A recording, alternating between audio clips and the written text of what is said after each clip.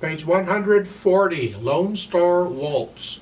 We're talking about moving the hands a lot, and they got a new symbol to introduce.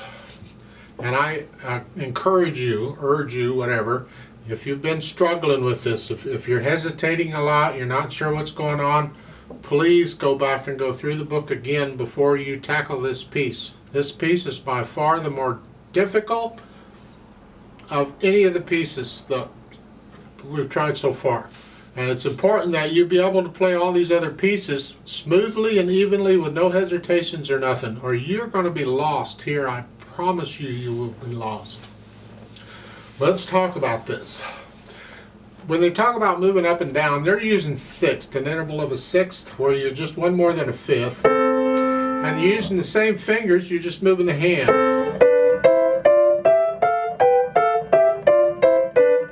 It doesn't have to be a sixth, it could be a fifth. Doesn't sound as, could be a third. The idea is you're using the same fingers. Doesn't matter what the interval is or the fingers used. The technique I use for this is I don't want to have to aim two fingers. I got enough to think about just trying to keep track of one. So what I do is I aim one finger, and it could be either finger. It could be the thumb or the little finger, doesn't matter. And I just aim one. I'm moving the hand each time, and this is just a little wrist action here. It's important that you do use the wrist on this. Don't keep the wrist stiff and use the arm. Oh no, big mistake. Don't worry about connecting, and we're not interested in that right now. I just want to aim the finger and move. You don't have to go that fast. Go slow. Here, here. Think about it each time. Then I'm going to put my hand in the position I need it, whatever that is. I'm going to leave the hand in that position, and the other finger should do what it's supposed to do. But I'm aiming the thumb.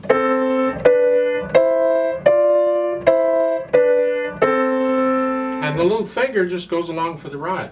And I also practice aiming the other finger. The little finger.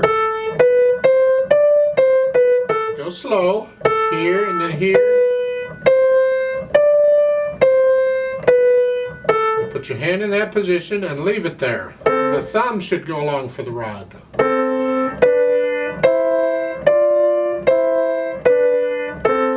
As to which finger I think about, well, that depends on the music. Generally, I'll think about if one of them's melody, I'll think about that. I want to think about the melody. Otherwise, it's up to me and how I feel as to which finger. Usually the thumb. I can aim the thumb more easily than the little finger, but whichever. You need to be able to do both. And you ought to do that in both hands. You should practice this in both hands, because it's important. Now, staccato. It's the symbol for staccato is that little dot above or below a line or a note. It simply means disconnect the note. Staccato, see, you have two flavors of notes here. You can play it legato, which is connected, like the slurs at the beginning.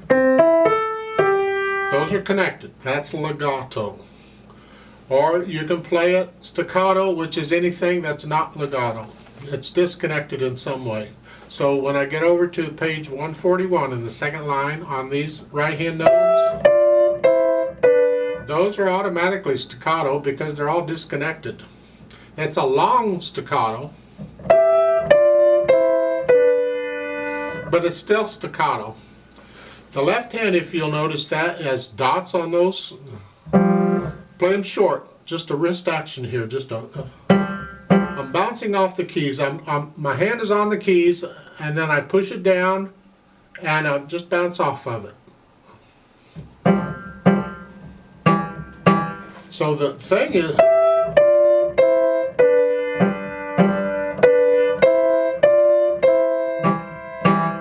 so don't use the fingers on these chords. Just it's the wrist is doing this, and that's really all it is.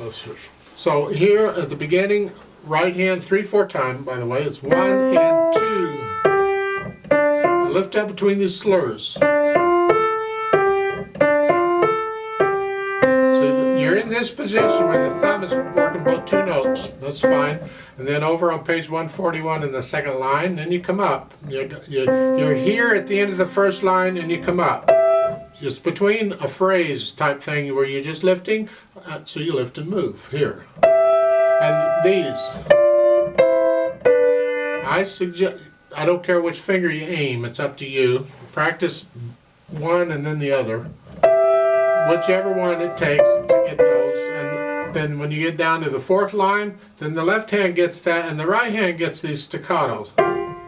Just a nice bounce off the keys. That's all. The left hand at the beginning you have here, and then the little fingers goes down, sixth, and then here, and then 141, second line, again the staccatos. Take it down to the fourth line, and then the left hand. Again, I don't care which finger you aim the thumb if it's fine. You should practice it one way and aim one finger and practice it at another time and aim the other finger. You need to get good at both. You connect them as best you can. You can't connect them, but you do the best you can. You go as slow as you need to go. I go kind of fast because I've been doing this a million years, but you go slow.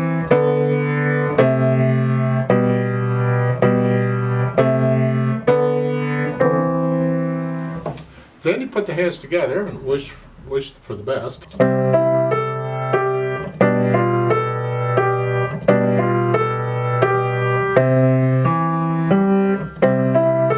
So not bad on that part. It's this part over on 141, second line. You're here.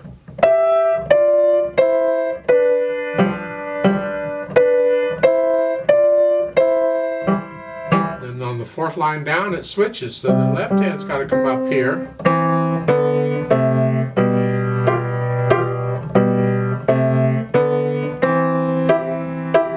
So you take it as slow as you got to take it, but take it evenly so the beat just is steady. No hesitations or nothing. It takes a while, and you will have to look down at the keyboard at this at first. Eventually you want to get to where you can feel moving up or down one key without looking, but I know you're going to have to look to begin with, and that's fine. When you get to the end of the first line there on the top of page 141, you're here. Then you go on to the second line, the right hand has to move up here. The left hand isn't moving. So fortunately it's just one hand now. You just lift up and move. Just lift up here. But we have to prepare for these hand moves because they've got to be even and smooth and the beat goes on and all that. At the bottom of page 141 you see the DC al fine. That means we're going to go back to the beginning. DC means go to the beginning. The beginning is over on page 140. So we go all the way back over there and we go to fine. And the fine is at the end of the first line on page 141. You see it there, and the thin and thick bar lines are there too. That's the end of the piece. So we're going to go through and play the whole piece and then go back and do the first two lines again. There's a note at the beginning of this. Second time, both hands 8 VA. Oh, won't this be fun? So in here, you're instead of here, you're going to pretend middle C just goes up an octave. You just got both hands coming up here. Well, when you at the bottom of page 141, you're here. So now both hands got to go up here. There's no time, there's no rest. You got to go up. How are you going to do that? Well, like at the end of a phrase or slur you lift up. Well, now you're going to lift up and move. Now you got both hands to do it. Let's talk about that. Your hands are here to start, and you want them to be here. Just do it one hand at a time. You're here to here. To that position.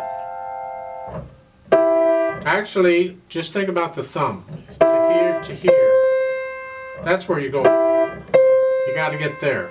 The left hand, you're here to here. Same fingers. So you're here to here. Practice that. Because you're just lifting up and moving. This is one of those times where you don't have time to move and get your hand in position first. You gotta move and play immediately. Ugh. As far as the speed goes, it's up to you. What do you, a typical waltz? Just think of a waltz. 1, 2, 3, 1, 2, 3, 1, 2, 3.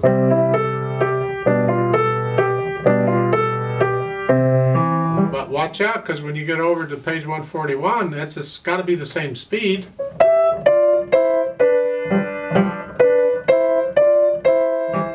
Because you can't play the first part fast and the second part slow.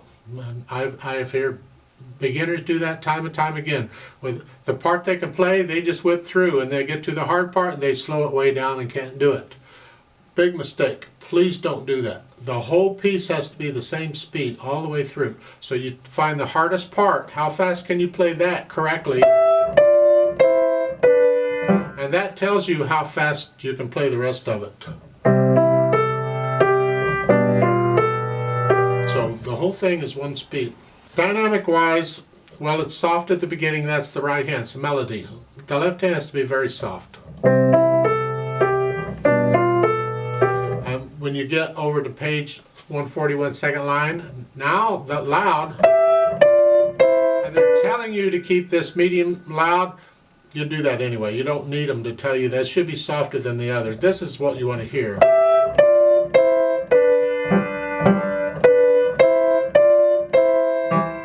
Then the fourth line down, it just switches.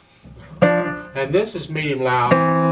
It's actually, they want the last two lines on page 141 to be softer than the two lines above it. Just come down a little bit. Soft. Like that for the dynamics. When we do the play with me, I'm going to do dynamics. I'm just going to do notes and rhythms, but you can do the dynamics eventually. I'd like to play this with you slowly to double check the notes and the rhythms. I'm not going to slow down. You just notice at the end of the first line there on 141, there's second time retardando. It means that after you've done the DC and all that, you slow down a little bit. They've also added just a little bit of pedal indication. I disagree. If you're not going to use pedal throughout, I see no reason to add pedal in those measures. So I'm going to leave pedal out. If you want to add it, you go ahead. It's up to you. Push the pedal down right after you play the notes. This is the bottom of page 140, last measure here. Push the pedal down right after you play the notes and lift it up with the hands before you go on. So there's silence in the right hand. And at the end, push the pedal down right after you play the notes and lift the pedal with the hands there because it's the end. If you're going to use pedal, you're not going to bother with it. So I'm going to give us 3 counts. Let's do this together slowly. 1, ready, go.